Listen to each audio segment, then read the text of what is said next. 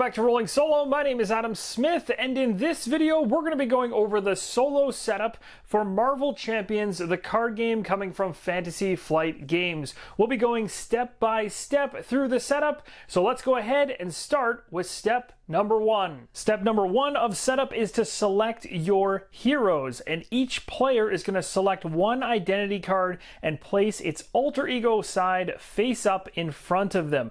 What you're seeing right now is the hero side of each of the 5 different heroes you can potentially be in this game. We are playing this as a single player game, so I'll be selecting only one of these heroes during this video. In this case, I'm going to choose Spider-Man. So now that I've chosen Spider-Man, I have flipped the identity card over from its hero side to its alter ego side, Peter Parker. Step number 2 has you taking a look at the hit point value at the bottom of your identity card on the alter ego side, which in this case for Peter Parker is 10. You're going to go ahead and set your player dial to 10, so we'll do that right now. Step number 3 is all about selecting the first player. So if you're playing with a group of people, then the players are going to select a first player and use the first player token, and they're going to place that token in front of the first player. Now I'm playing this solo, so I'm going to be placing the first player token right beside my identity card for Peter Parker. Step number 4 has you find the obligation card mentioned right up here underneath the title, specifically for the hero that you're playing. So I am playing as Spider-Man, so I found the eviction notice card. You're going to want to make sure you take this card and set it aside, as it's going to be added into a different deck later in the setup. Step number 5 has you setting aside the Nemesis sets, and the Nemesis set is made up of a Nemesis card, which is right here, as well as encounters that go along with it. And you'll know that it's related to your hero, as at the very bottom of the card you'll see the name of your hero mentioned and how many cards are in this set. You're going to want to keep this set to the side of play. It doesn't come into play unless an ability or card ability during the game brings it in. Step number 6 is all about shuffling the player decks, but first we need to talk about what actually goes into those player decks before we shuffle them. First off, if you're Spider-Man, as I am in this particular case, we're going to find all of the Spider-Man marked cards. You can see 1 through 15 right here. You're going to want to get those together, as well as all the yellow Justice cards. And finally, the basic gray cards that come from the starter pack. With the 3 sets that we need to create Spider-Man's player deck, the Spider-Man set, the Justice set, and the basic set, we can go ahead and shuffle these together. Also inside this base box is a Spider-Man starter deck reference card, and if you flip this card over to the opposite side, it actually details out all the cards you need to find in order to create this starter deck. For step number 7, we're going to collect our status cards as well as our tokens. And you can see here the status cards inside the base box are comprised of Tough, Confused, and Stunned. Get those into the 3 stacks for the status cards. There's no need to shuffle, as all the cards are the same in each of the stacks. Ensure that you have your damage tokens, threat tokens, and all-purpose counters within easy reach. Step number 8 has us selecting our villain. Inside the core box of Marvel Champions, we have 3 villains to choose from: Rhino, Claw, and Ultron. And it is recommended for beginner players to start with Rhino. The rulebook states that you should remove the 3rd stage for Rhino and only go through the 1st and 2nd. Now that we've completed step number 8 and we have Rhino's 2 stage cards in order, one on top and the second one on the bottom, like so, we're going to move into step number 9, which is setting the villain's hit points. You're going to notice at the very bottom of the card, the hit points, very similar to the alternate ego card on your hero, also displays. And you can see here that Rhino's hit points in the 1st stage is 14. So I've gone ahead and set the villain's hit point dial to 14 total.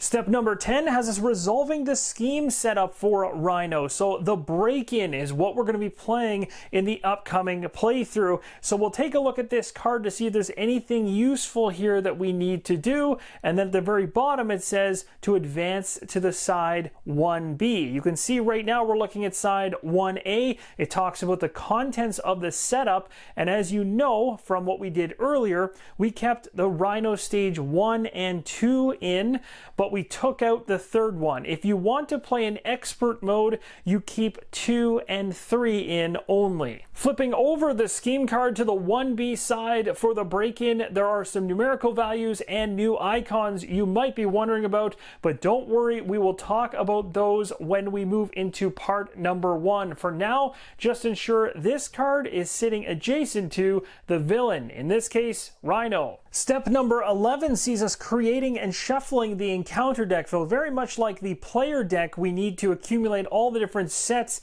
that go into this encounter deck. So first we're going to start with the actual villain's Rhino specific cards, and you can see them all listed out right here. The ones that are not part of this set are ones we have already pulled out and made use of during the setup video so far. So from 5 all the way through to 21 we've gathered here. Next, you're going to want to find the 7 standard cards as well as the 6 bomb scare cards. And finally, the obligation card that we set aside earlier in the setup called Eviction Notice, which is specific to Spider-Man, because Spider-Man is the hero going up against Rhino. This will be shuffled into the encounter deck along with all the sets you just saw. Another thing to note about building your encounter deck, along with the villain that we set up earlier when we set the stage of the villain to 1 and 2 for beginner, if we want to ramp ourselves up difficulty-wise, we can do 2 things. The first thing that you have to do to move into expert mode is to change the stages from being 1 and 2 to 2 and 3. We talked about that earlier. In addition to that, these 3 cards during the encounter creation step are going to be shuffled into the encounter deck, ramping up the difficulty of that encounter deck as well. When playing with both of those combined, that is what is called expert mode from the core box. Step number 12 sees us drawing our cards. We're going to take a look at the alter ego card, Peter Parker here. At the very bottom of the card, it references how many cards we draw into our hands. I'll zoom in on that to show you guys, and then we're going to draw some cards. So as you can see at the bottom of the card, it says hand size 6. So we'll be drawing 6 cards to start this off. Let's see what we get as we draw 6 cards from the top of our player deck. The very first card here is Mockingbird. The next card is the Power of Justice. The next card is Daredevil, Tenacity, Heroic Intuition, and finally, Swinging Web Kick. Step 13 is to resolve mulligans. So at this point in time, with the 6 cards I have in front of me, I can choose to discard any number of these cards, and once I've chosen to discard some, I can then draw cards from my player deck back up to my limit of 6 based on my hand size on my alter ego card. So the question back to you guys is there any cards you're seeing here that you don't think I should start the playthrough with? I'd love to hear your feedback below. We can potentially discard something here and draw some new cards, hoping to find something better.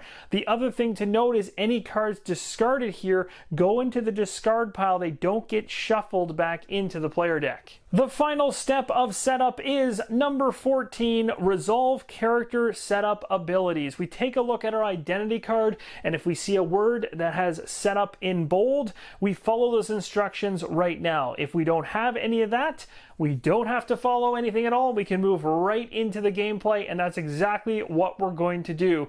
Coming up in the next video, we are going to be moving into part number 1 of Marvel Champions here in the beginner version of this game, showing you the intro scenario to this base game. I want to know your feedback in the comments below about the first hand that I dealt myself. Are there any cards there that you're seeing based on the abilities you're seeing on the cards that you you think may not be useful and why. I would love to hear your feedback. I do realize that not a lot of people have this game yet, but I still want to hear your feedback anyway. And then we'll go from there based on popular opinion, head into the playthrough and see whether Spider-Man can take down Rhino. Thanks for watching, and as always, keep on rolling solo.